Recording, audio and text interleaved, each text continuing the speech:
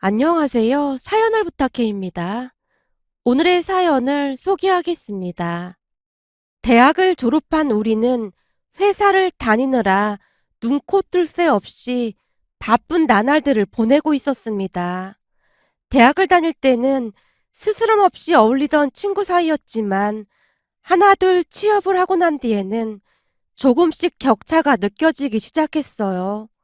대학에 입학할 때 누구는 명문대에 합격을 했다더라. 누구는 서울에 있는 대학에 떨어지고 지방대를 갔다더라. 라는 말이 들려오던 것과 같은 맥락이었다고 해야 할까요? 학교를 다니는 내내 입시 경쟁을 치러야만 했다면 대학을 졸업하고 나서는 다시 취업 경쟁을 겪어내야만 했습니다. 대기업을 들어간 친구들은 마치 세상을 다 가진 것 마냥 어깨가 으쓱해졌고, 그렇지 못한 친구들은 경쟁에서 진 것 마냥 잔뜩 움츠러들 수밖에 없었으니까요. 저 또한 그런 부류 중 한 사람이었습니다. 여러 대기업에 도전했지만 다 떨어지고 말았거든요. 집안 형편이라도 좋았다면 시간을 가지고 더 생각해 볼 수도 있었겠지만 제게는 그런 여유조차도 없었습니다. 항상 돈에 쪼들리다 보니 결국 제가 목표했던 회사보다 훨씬 작은 중소기업에 입사를 할 수밖에 없었어요.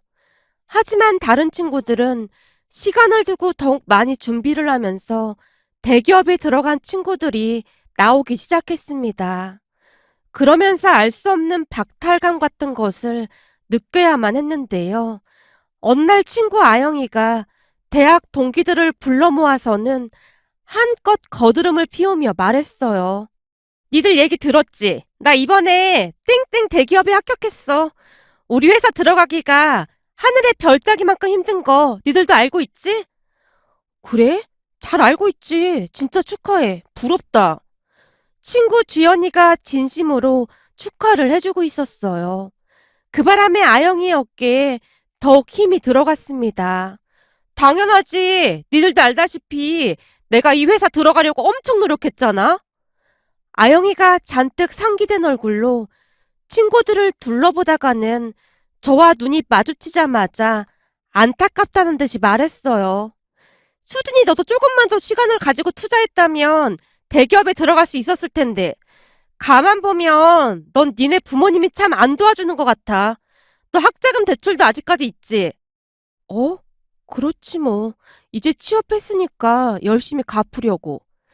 난 진짜 이해가 안 되는 게 어떻게 부모가 자식 대학 학비며 생활비를 안 도와줄 수가 있는 거냐? 나를 봐봐.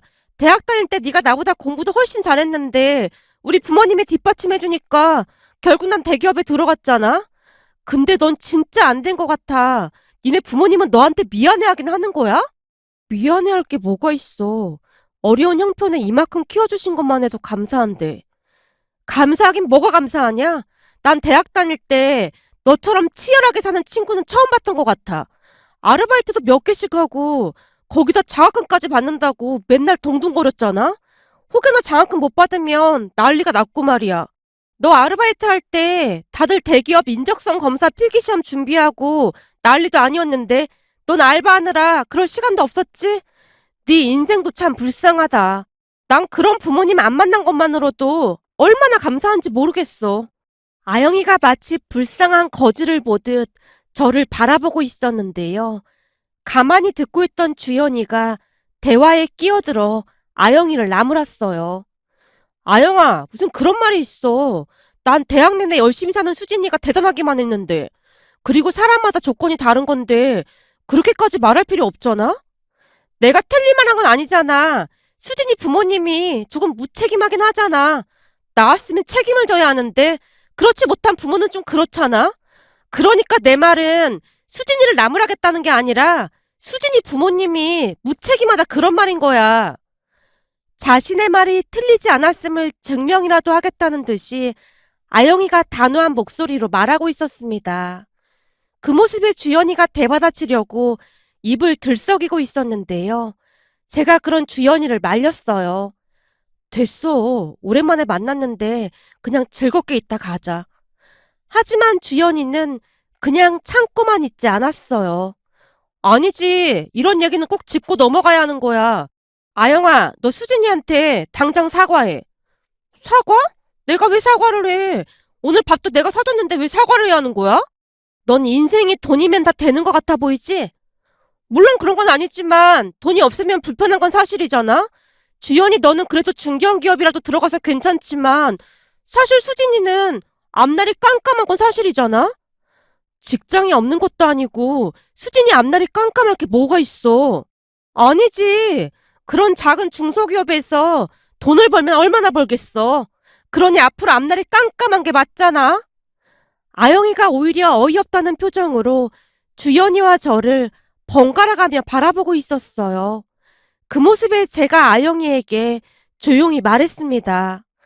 아영아, 우리 회사가 비록 작은 회사긴 하지만 앞으로 비전도 꽤 괜찮고 회사분들도 다 좋아서 마음도 편해. 진짜 가족 같은 그런 회사야. 가족이 아닌데 어떻게 가족 같은 분위기가 돼? 특히나 그런 작은 기업들은 더 문제가 많다고 그러던데. 혹시 너 그 회사에서 과일 깎고 설거지하고 그러고 있는 거 아니야? 내가 보니 작은 중소기업들은 여직원들한테 그런 대우를 한다고 하더라. 아니야. 우리 회사 그런 회사 아니야. 아영이의 말에 제가 세차게 고개를 내젓고 있었지만 그러면 그럴수록 아영이가 저를 더욱 비웃을 뿐이었습니다. 평소 아영이의 성격을 잘 아는지라 다른 친구들도 불편한 기색이 역력해 보였는데요. 조용히 듣고만 있던 은비가 한마디를 툭 하고 내뱉었어요. 그동안 내가 내내 생각해봤는데 아영이한테 딱 어울리는 말이 하나 생각났어. 나한테 어울리는 말? 그게 뭔데? 그게 우리 할머니가 나한테 항상 그런 말을 하시거든. 살면서 주둥아리 잘못 올려서 한 방에 훅 간 인간들이 한둘이 아니야. 그러니까 항상 주둥아리 관리 잘해야 한다. 입이 하나고 귀가 두 개인 이유가 말은 적게 하고 많이 들으라는 뜻이야. 그러셨거든. 뭐? 너 지금 그게 무슨 뜻이야? 뭐야? 내가 이렇게 자세히 말했는데 이해를 못한 거야? 너 그 머리로 대기업은 어떻게 들어간 거냐? 내가 다시 말해줘? 너 그렇게 주둥아리 함부로 놀리다가 골로 간다 그 말이잖아. 지금 이 자리에 우리 할머니가 계셨다면 내가 저놈의 주둥아리를 그냥 확 꿰매버릴까 보다. 그랬을 거다 그런 말이야. 은비가 손을 이 가까이에 가져가서는 바느질하는 흉내까지 내고 있었습니다. 그 바람에 커피를 마시던 주연이가 캑 하는 소리와 함께 옆에 앉아있던 아영이 얼굴에 아이스 커피를 뿜고 말았는데요. 깜짝 놀란 아영이가 자리에서 벌떡 일어나며 소리쳤어요. 뭐야! 어머 미안해. 은비가 할머니 흉내를 너무 니얼하게 내서 나도 모르게 그만 웃음이 터져나왔네. 니들 은비네 할머니 직접 못 봤지? 난 은비네 집 놀러 갔다가 몇 번 뵌 적 있거든. 순간 은비네 할머니 얼굴 떠올라서 웃음이 터져나왔어. 주연이가 주섬주섬 아영이 얼굴에 뿜은 커피를 닦아내고 있었는데요. 됐어. 이래서 수준 맞는 친구들이랑 어울려야 하는 건데 니들이랑은 수준이 안 맞아도 너무 안 맞는 것 같다. 아영이가 급히 가방을 챙기고 있었습니다. 그러게. 앞으로 네 수준이랑 딱 맞는 친구 잘 사귀길 바랄게. 그 뭐냐. 너랑 똑같이 닮은 주둥아리 나불거리는 그런 친구면 아주 금상첨화겠다. 앞으로도 그 주둥아리 나불나불거리면서 잘 살아라. 주연이가 손까지 흔들어대며 아영이를 놀리고 있었습니다. 그 모습에 친구들이 다들 웃음을 참느라 얼굴이 시뻘개져 있었는데요. 아영이가 씩씩거리며 카페를 나서고 있었어요. 그리고 그런 아영의 뒷모습을 노려만 보고 있던 주연이가 배꼽을 잡고 웃었어요. 니들 아까 이아영 얼굴에 커피 범벅된 거 봤지? 아마도 화장 지워질까봐 바로 갔을 거야. 화장을 어찌나 덕지덕지 쳐바른 건지 저 정도면 거의 분장 수준 아니냐? 아영이가 수진이한테 자격지심이 있어서 더 그런 거야. 아영이가 나한테 자격지심을 가질 이유가 뭐가 있겠어. 아니지. 대학 다닐 때도 다들 수진이 너만 좋아했잖아. 아영이 저건 얼굴도 되게 못생긴 게 인성도 되게 못돼 처먹었다니까. 암튼 앞으로 난 아영이 안 만날 거니까 혹시나 아영이 나오는 자리에 나는 부르지 마라. 주연이가 고개를 절레절레 흔들고 있었습니다. 한동안 울분을 토하던 주연이가 제게 조심스레 물었어요. 수진아, 넌 그 회사 계속 다닐 거야? 천천히 시간을 갖고 이직을 생각해보는 건 어때? 학교 다닐 때 네가 아영이보다 공부도 잘하고 그랬는데 아영이 저러는 거 진짜 꼴 보기 싫잖아. 글쎄, 난 그냥 지금 회사가 마음 편하고 좋은 것 같아. 아까도 말했지만 지금 꾸준히 성장하고 있기도 하고 말이야. 사장님이 서울대 출신이라고 하시던데 머리도 엄청 좋다고 다들 감탄을 하거든. 그래? 회사 분위기는 괜찮은가 보네? 당연하지. 우리 회사 장점 중에 하나가 뭐냐면 회사에 작은 구내식당이 있는데 사모님이 직접 음식을 만들어서 주시거든? 근데 음식이 엄청 맛있어. 그냥 한마디로 집밥이야, 집밥. 거기다 1,000원씩만 내면 반찬도 막 싸주시거든. 그럼 자취하는 회사 직원들이 집에 가서 밥만 넣고 먹으면 될 정도로 정말 좋아. 제가 신나서 회사 자랑을 하고 있었는데요. 친구들이 제 말을 믿지 않는 것 같아 보였어요. 그래도 중소기업은 업무도 많이 힘들고 체계도 안 잡혀 있다고 그러던데 그런 건 괜찮은 거야? 주연이가 제게 다시 묻고 있었습니다. 주연이뿐만 아니라 친구들 모두가 조금은 제 걱정을 하는 듯 해 보였어요. 하지만 저는 굳이 회사를 옮길 생각이 없었는데요. 사장님도 사장님인데 직원들과 정말 가족같이 그렇게 잘 지내고 있었으니까요. 사장님이 워낙 바르고 선한 분인지라 회사가 승승장구할 것 같다는 확신 같은 것이 있었던 것 같습니다. 어느 날부터 엄마가 몸이 좋지 않다고 해서 급히 병원에 가게 되었습니다. 동네 작은 병원이었기에 의사가 대학병원에 가서 정밀 검사를 받아보라고 했고 부랴부랴 대학병원에 예약을 한 뒤 검사를 받았는데 위암 판정이 내려졌습니다. 의사 입에서 암이라는 소리를 듣자마자 모든 것이 무너져 내리고 말았어요. 회사에 입사하고 열심히 돈을 벌어서 학자금 대출도 갚고 저축도 할 생각에 한껏 들떠 있었는데 왜 이런 엄청난 일이 또 생기는 것일까 하는 생각만 들었어요. 오빠가 있긴 했지만 오빠도 조카들 키우면서 힘들게 살고 있었기에 당장 병원비 걱정을 할 수밖에 없었습니다. 그때 잠깐 부모님 원망을 하기도 했던 것 같습니다. 회사에 들어가서도 얼마 되지 않은 월급으로 내내 집안의 생활비를 보태면서 대출까지 갚으며 힘겹게 살아가고 있었으니 제 입장에서는 앞이 깜깜할 수밖에 없었어요.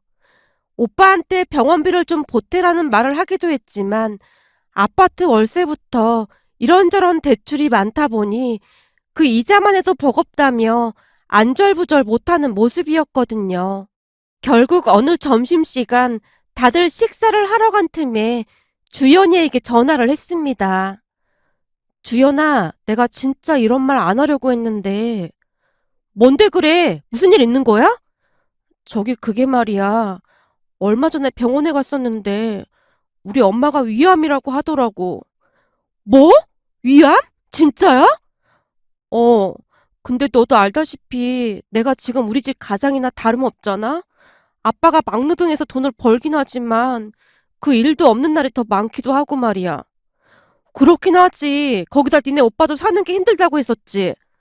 그렇지 뭐. 아무래도 세연이 입장에서는 진절머리가 나기도 할 것 같아. 이래저래 돈 들어갈 일이 많긴 했잖아. 내 대학 등록금도 오빠가 보태주기도 했고 말이야. 제가 선뜻 말을 꺼내지 못한 채 말을 빙빙 돌리고 있었는데요. 너 혹시 돈 필요한 거구나? 이미 제 마음속을 들여다보기라도 한 듯 주연이가 물었어요. 맞아. 엄마가 들어놓은 보험도 없어서 나도 참 답답하다. 돈 좀 빌려줄 수 있을까? 내가 매달 갚아나갈 수 있을 것 같은데. 아무리 친한 친구 사이라고 해도 돈 앞에서 더욱 비참하기만 할 뿐이었어요. 제가 긴 한숨을 내쉬고 있자 주연이가 흔쾌히 말을 했습니다. 알았어. 나 그동안 모아놓은 돈도 좀 있으니까 내가 빌려줄게. 지금 1,000만 원 조금 안 되는데 그 정도면 괜찮은 거야? 정말? 그새 그렇게나 많이 모았어? 대단하다. 대단하긴 뭐가 대단해. 나는 우리 부모님 집에서 다녀서 돈을 쓸 게 별로 없었잖아. 내가 막 사치를 하는 성격도 아니고 말이야. 주연이가 대수롭지 않게 말을 하다가는 급히 말을 돌렸어요. 저기 수진아, 그러니까 내 말은 돈을 빌려줄 수 있다 그 말이야. 주연아, 정말 고마워. 라며 제가 힘없는 목소리로 대답을 했는데요. 주연이가 힘내라며 한껏 응원해주고 있었지만 전화를 끊자마자 그동안 쌓였던 서러움에 눈물이 비오듯 쏟아지고 있었어요. 그 순간 너무나 비참했다고 해야 할까요? 그렇게 홀로 앉아서 한동안 눈물을 훔치고 있어야만 했습니다. 그 뒤 시간이 얼마나 지났을까요? 퇴근하려고 주섬주섬 준비를 하고 있었는데요. 인사 담당 대리님이 제게 조용히 말을 했어요. 수진 씨, 사장님이 잠깐 보자고 사장실로 오라고 하시네요. 네? 저를요? 혹시 무슨 일일까요? 글쎄요. 그건 나도 잘 모르겠네요. 그 말만을 하고는 대리님이 퇴근을 하는 모습이었습니다. 잠시 후 노크를 하고 사장실 안으로 들어갔는데요. 사장님이 제게 선수 음료까지 챙겨주며 물었어요. 수진 씨, 우리 회사에 몇 달은 근무를 해봤잖아요. 분위기가 어떤 것 같아요? 네? 분위기요? 그래요, 분위기요. 수진 씨는 잘 모르겠지만 나도 전에 땡땡 대기업을 다닌 적이 있었거든요. 근데 회사라는 곳이 참 냉정하게 그지없더라고요.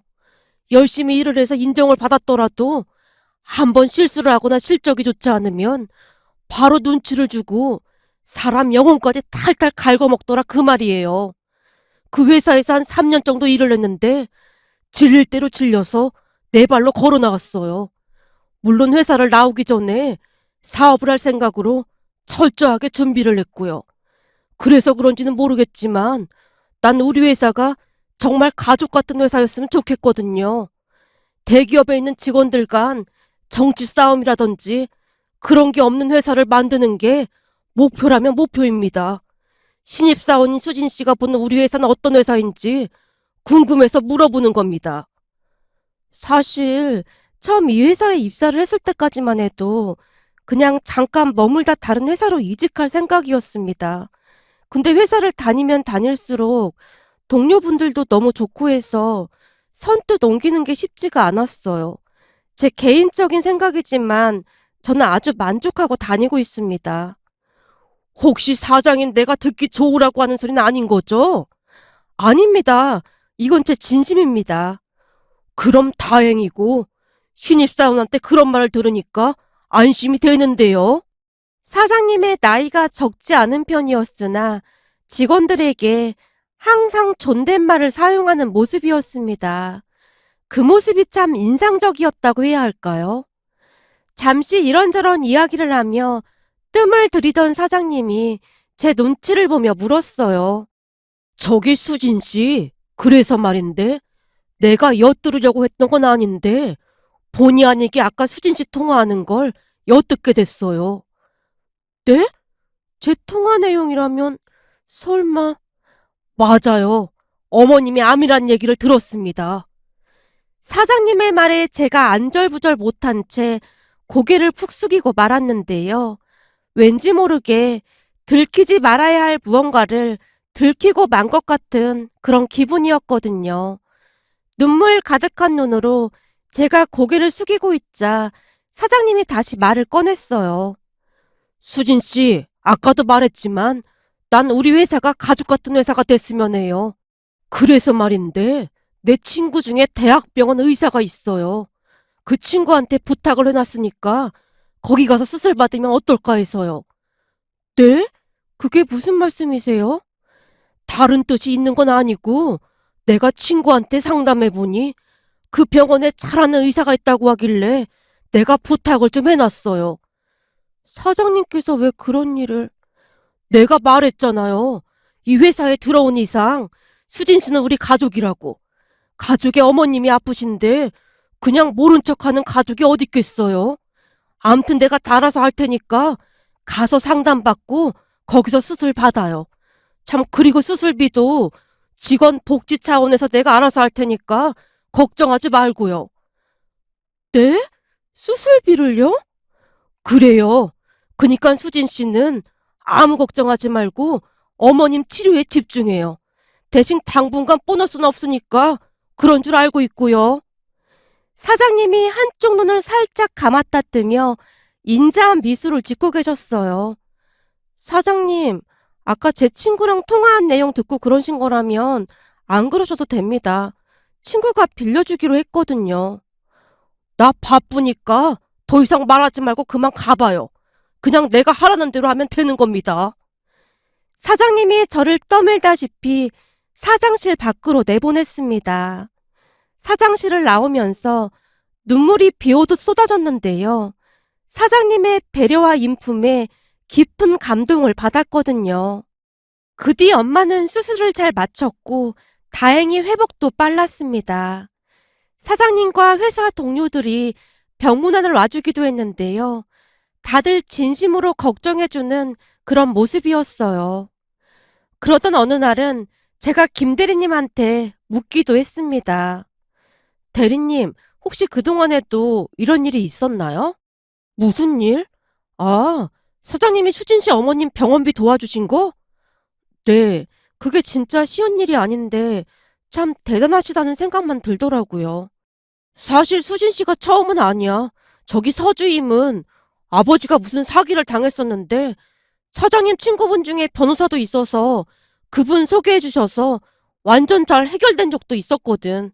아마 다들 한두 번씩은 사장님 도움을 받았을걸? 우리 사장님 마인드가 당장의 이익보다 중요한 게 사람이라고 생각하시거든. 그래서 다들 이직 안 하고 이 회사에 충성을 다하고 있는 거야. 조금 있으면 연말이잖아? 우리 회사는 연말 파티를 하는데 사장님 댁에서 하거든. 사장님 댁에서요? 그래. 사모님이 진수성찬을 차려놓고 기다리고 계신데 집에 돌아갈 때 일일이 음식을 싸주기도 하셔. 왜 그런 거 있잖아? 예전에 잔치하거나 하면 일일이 나눠주고 그랬다고 하잖아. 딱 그런 모습이라니까. 더 놀라운 건 사모님의 기억력이신데 누가 뭘 좋아하는지 다 알고 계실 정도라니까. 정말요? 그렇다니까. 이러니 비록 우리 회사가 대기업은 아니지만 다들 이직할 생각을 안 하고 있는 거야. 여기 있는 사람들 대부분이 힘들게 살았다 보니 그런 따뜻한 배려에 감동을 받을 수밖에 없거든. 그러니까 수진 씨도 미안하다는 생각은 그만하고 열심히 일해서 보답할 생각이나 해. 김 대리님이 힘내라는 듯이 손으로 제 어깨를 두드리고는 자리로 돌아갔습니다. 결국 저도 더욱 열심히 일하며 회사에 보답하기로 마음먹었어요.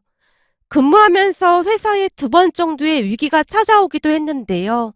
직원들이 다들 힘을 모아 월급을 반납하기도 했을 정도였어요. 그것에 대해 그 누구도 불만을 제기하지도 않았고요. 그렇게 우리 회사는 하루하루 승승장구해 나갔습니다. 한 번 입사를 한 직원들은 특별한 일이 아니면 회사를 그만두는 일이 없었기에 정말이지 다들 가족처럼 지낼 수 있었습니다. 그러는 동안 저도 몇 번의 승진을 하게 되었고 나중에는 팀장까지 되었답니다. 물론 월급도 많이 올랐고 보너스도 꽤 많이 받고 있었기에 돈도 제법 많이 모을 수가 있었어요. 처음 입사를 했을 당시에는 작은 중소기업이었던 회사가 지금은 많이 성장해 있답니다. 그렇게 하루하루 안정적인 생활 속에서 행복을 만끽하고 있었어요. 그러던 어느 날 기가 막힌 일이 일어났습니다. 그날도 여느 날과 다름없이 거래처 상담을 하기 위해 준비를 하고 있었는데요. 거래처 직원 두 사람이 잔뜩 긴장을 한 채 회의실로 들어와서는 제게 깍듯하게 인사를 건넸어요. 그런데 인사를 하고 있던 사람 중 한 사람 얼굴이 낯이 많이 익어 보였기에 제가 뚫어져라 그 사람을 바라보고 있었는데요. 그 몇 년 동안 얼굴이 많이 변하긴 했지만 대학 동기 아영이가 분명해 보였습니다. 어찌나 놀랐던지 제 입에서 아영이 이름이 튀어나왔고 그제서야 알아본 모양으로 아영이가 사색이 된 채 저를 응시하고 있었습니다. 아영아, 너 아영이 맞는 거지? 내가 잘못 본 거 아니지? 수진이? 너 수진이야? 네가 여기 왜 있는 거야? 여기는 우리 회사니까 있는 거고, 너야말로 어떻게 된 거야? 너 그때 대기업 들어갔다고 했잖아. 제가 묻고 있었지만 너무나 놀란 나머지 제 말을 잘 못 들은 모양인지 아영이가 다시 물었어요. 여기가 니네 회사라고? 너 그때 조그마한 중소기업에서 근무한다고 했잖아. 설마 이직한 거야? 아니, 이직은 무슨 이직이야. 여기가 그 회사야. 내가 입사할 때만 해도 작은 회사였는데 어느새 이만큼 큰 거 있지. 근데 넌 어떻게 된 거야? 대기업 들어갔던 네가 여기 어떻게 온 거야? 제가 아영이의 눈을 뚫어져라 바라보고 있었는데요. 순간 아영이가 입고 있던 회사 점퍼 로고를 급히 손으로 가리고 있었어요. 그 모습에 놀란 제가 다시 물었습니다. 너 설마 이 회사 직원인 거야? 어? 그렇게 됐어. 근데 설마 네가 팀장인 거야? 맞아. 열심히 일하다 보니 이 자리까지 와 있더라고. 우선 자리에 앉자. 그리고 여기는 공적인 자리니까 서로 존댓말을 사용해야 할 것 같네요. 라며 제가 자리에 앉아서 상담을 하기 시작했는데요. 상담을 하는 내내 아영이가 마치 나라 잃은 사람 마냥 멍에 앉아있을 뿐이었어요. 그때 당시 아영이의 얼굴은 금방이라도 울음이 터질 것만 같은 그런 모습이었으니까요. 그날 아영이는 어깨를 축 늘어뜨린 채 돌아갔는데요.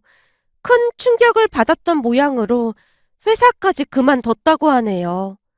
그 회사 직원에게 듣기로는 앞으로도 저와 마주할 일이 많다는 것을 알고는 급히 회사를 그만뒀다는 말만을 들었을 뿐이었어요. 그렇게 며칠 뒤 대학 동기 모임에 나가게 되었고 그 자리에서 아영이의 소식을 들을 수가 있었습니다. 그나마 아영이와 연락을 하고 지내던 친구 한 명이 기다렸다는 듯이 말을 했거든요.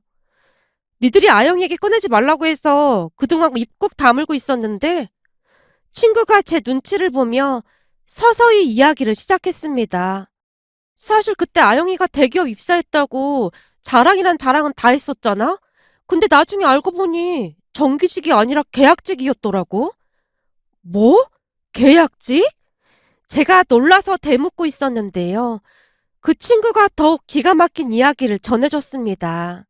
친구의 말에 의하면 아영이가 대기업에 입사를 했던 건 맞지만 그게 정규직이 아니라 계약직으로 입사를 했다고 하네요. 하지만 계약직으로 입사를 하더라도 시간이 되면 대부분은 정규직이 되었기에 우리에게 자신만만하게 정규직으로 입사를 했다고 했었고요. 그런데 문제는 계약직으로 근무를 하면서 파견 근로 직원들을 관리하는 부서에 있었던 모양인데 그 직원들에게 함부로 하면서 그렇게나 힘들게 했다고 하네요. 결국에는 내내 참고만 있던 파견 근로 직원들이 들고 일어나게 되었다고 합니다. 그 문제로 회사가 발칵 뒤집어지게 되었고 아영이는 문책성으로 동기들 중 혼자 재계약이 되지 않았다고 하네요. 그리고 더 이상 취업도 어려웠던 모양이었고요. 그 바람에 아영이는 아주 작은 중소기업들만 전전하게 되었다고 하는데요. 그마저도 가는 곳마다 말을 함부로 하는 바람에 몇 개월을 넘기지 못한 채 계속 그만두었다고 하네요. 친구들 모두가 아연실색한 채 이야기를 듣고 있었는데요. 한동안 이야기를 하던 친구가 저를 보며 조용히 말했어요. 사실 아영이가 이번에는 진짜 입 꾹 다물고 조용히 회사 다닌다고 절에 가서 무슨 무건 수행인가? 뭔가도 했다고 했거든. 근데 거래처 팀장으로 수진이가 딱 버티고 있는 모습을 보고는 자존심이 상할 대로 상한다면서 바로 그만뒀다고 하더라고. 전에 그렇게 수진이 무시하더니만 완전 상황이 뒤바뀐 거지 뭐. 그러게 그때 내가 뭘 했어. 주둥이로 흥한 자 주둥이로 망한다고 했잖아. 역시나 우리 할머니 말이 딱 맞았다니까. 그러게 그때 내 말 새겨들었으면 얼마나 좋았겠어. 근데 난 왜 이렇게 속이 시원하냐? 팀장이 된 수진이 앞에서 아영이 심정이 어땠을지 생각만 해도 너무 통쾌하다. 은비가 신나서 외치고 있었어요. 그 모습에 우리 모두 박장대소를 했고요. 그러면서 문득 아영이가 제게 막말을 하던 그 순간이 스쳐 지나갔는데요. 이래서 사람은 항상 바르게 살아야 함을 다시 한번 깨닫게 되었답니다. 오늘의 사연은 여기까지였습니다. 즐겁게 보셨다면 구독, 좋아요 부탁드립니다. 고맙습니다.